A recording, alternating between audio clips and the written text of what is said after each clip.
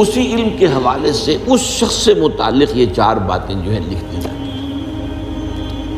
اب اس کو سمجھنا چاہیے، اصل میں جو بات مسئلہ تقدیر کے سمجھنے میں، جو یوں سمجھیے کہ ایک بہت آسان فارمولہ ہے اگر سمجھنا چاہے انسان، اور یہ میں عرض کر چکا ہوں کہ سمجھنا چاہیں گے تو سمجھ جائیں گے، تفصیل میں جائیں گے تو الجھ جائیں گے، اور مناظرہ اور مباحثہ کریں گے تو گمراہ ہو جائیں گے۔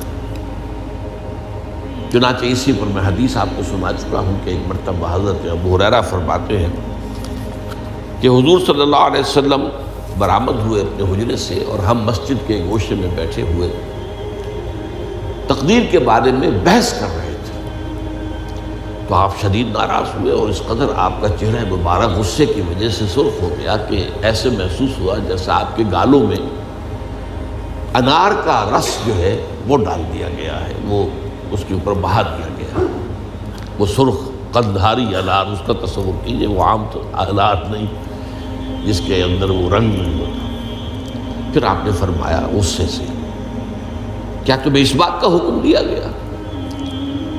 کیا مجھے تمہاری طرف اسی کام کے لیے بھیجا گیا کہ اس مسئلے میں تم بحث کرو؟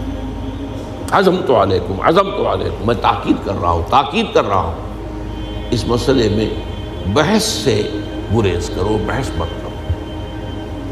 تو یہ مسئلہ اگرچہ اس اعتبار سے بڑا مشکل ہے، اگرچہ سمجھنا چاہیں تو سمجھ سکتے ہیں، لیکن میں ایک اور حدیث بھی آپ کو سنا دوں کہ اس پر ایمان کس قدر لازم ہے۔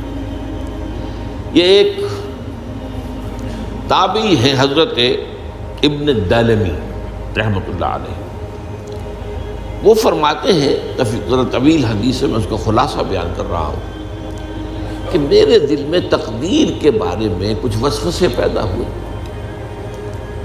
تو میں نے جو بھی کبار صحابہ اس وقت زندہ تھے، بقید حیات تھے، ان سب سے ملاقات کی۔ ابی ابن کعب رضی اللہ تعالیٰ عنہ، جن کے بارے میں حضور نے فرمایا ہے کہ اقرأہم ابی ابن کعب، میرے صحابہ میں قرآن کا سب سے بڑا عالم ابی ابن کعب۔ ان کے علاوہ عبداللہ ابن مسعود کے پاس بھی میں گیا رضی اللہ تعالیٰ عنہ، جن کی حدیث ہم پڑھ رہے ہیں۔ حذیفہ بن یمان کے پاس میں گیا رضی اللہ تعالیٰ عنہ۔ ان سب نے ایک بات یہ کہی کہ دیکھو، ایک بات تو یہ جان لو کہ اللہ تعالیٰ کی قدرت سب شے پر حاوی ہے۔ اللہ تعالیٰ اگر لو ان اللہ عذب اہل سماواتہ واہل ارضہ عذبہم وہو غیر ظالم لہم، اللہ اگر تمام آسمان والوں کو اور تمام زمین والوں کو عذاب دے تو اسے عذاب دینے کا حق حاصل ہے، وہ عذاب دے سکتا ہے بغیر اس کے کہ ہم کہیں کہ وہ ظالم ہے۔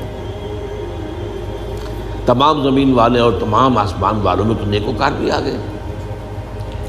یہ اصل میں ایک بڑا اہم مسئلہ ہے کہ جو ہمارے اور معتزلہ کے درمیان مختلف فی ہے۔ معتزلہ ہی کے انداز میں اہل تشیع کا عقیدہ بھی ہے کہ اللہ پر عدل واجب ہے،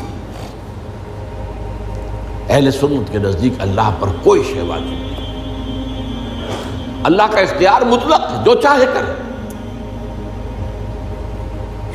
چنانچہ وہ ظالم کو معاف کر سکتا ہے جب چاہے، اور وہ کسی اچھے آدمی کو عذاب دے سکتا ہے جب چاہے۔ یغفر لمن یشاء ویعذب من یشاء واللہ علی کل شیء قدیر۔ یہ سورہ بقرہ کی آخری آیت میں ہے کہ آیات میں سے ہے، لاسٹ بٹ 3 آیت میں۔ تو اس اعتبار سے اللہ کا ایک تو اختیار مطلق ہے۔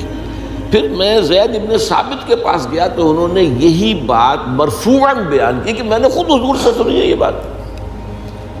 باقی 3 صحابہ کے بارے میں تو وہ کہتے ہیں کہ انہوں نے گویا کہ اپنی رائے کا اظہار کیا، اور اگر اللہ تعالیٰ چاہے لو رحمہم، تمام آسمان والوں اور تمام زمین والوں کو بخش دے اور رحم کرے، لکانت رحمتہ خیرا لہم من اعمالہم، تو اس کی رحمت جو ہے وہ یقیناً لوگوں کے اعمال سے بہت بالا ہے، بلند و برتر ہے، تو جو چاہے کرے۔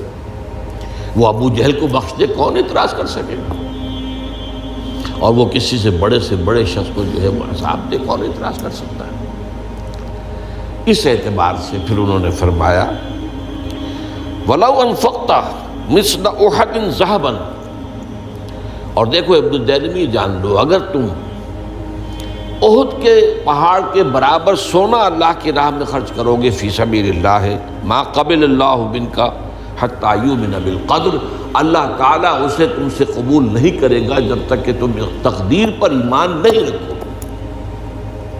اور اس کے بعد فرمایا اعلم، جان لو، انما اصابک لم یکن لیخطئک، جو چیز تم پر واقع ہوتی ہے، کوئی تکلیف آتی ہے، کوئی حادثہ پیش آتا ہے، وہ تم سے ٹلنے والا تھا ہی نہیں۔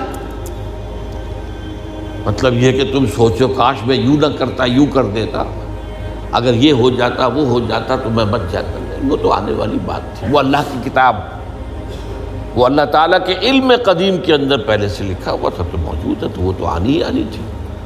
وَأَنَّمَا أَخْطَأَكَ لَمْ يَكُنْ لِيُصِيبَكَ، اور جو چیز کہ تم سے چھوٹ گئی، جاتی رہی، تمہارے ہاتھ سے نکل گئی، ممکن ہی نہیں تھا کہ وہ تمہیں ملتی، وہ اللہ تعالیٰ کا وہ جو علم قدیم ہے اس کے اندر پہلے سے طے ہے۔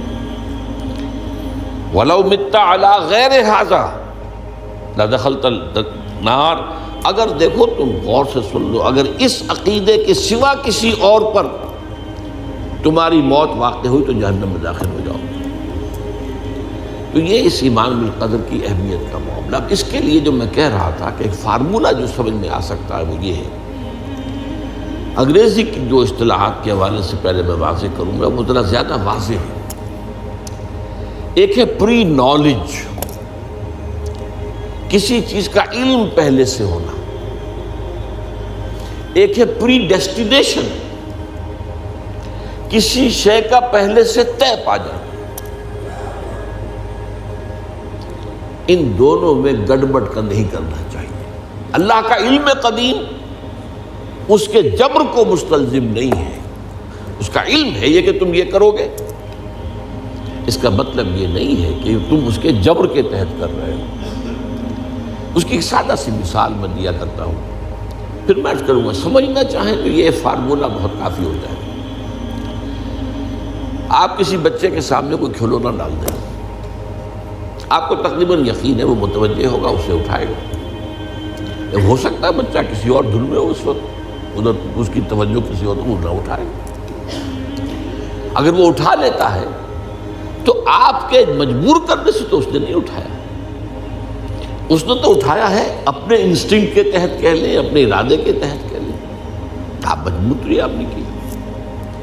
لیکن اللہ تعالیٰ کا جو اندازہ ہوتا ہے وہ اندازہ، قدر کے معنی اندازہ بھی ہے، میں بیان کر چکا ہوں آپ کو۔ اس کا جو علم قدیم ہے وہ غلط ثابت نہیں ہو سکتا۔ ظاہر بات ہے کہ پھر تو اعلیٰ کل شیء علیم وہ ہے ہی نہیں، اس کا علم قدیم جو ہے اس میں کوئی خطا نہیں ہو سکتی۔ یہ ہے در حقیقت پری نالج اور پری ڈیسٹینیشن، دونوں کے اندر فرق کر لیا جائے، یہ جبر نہیں ہے۔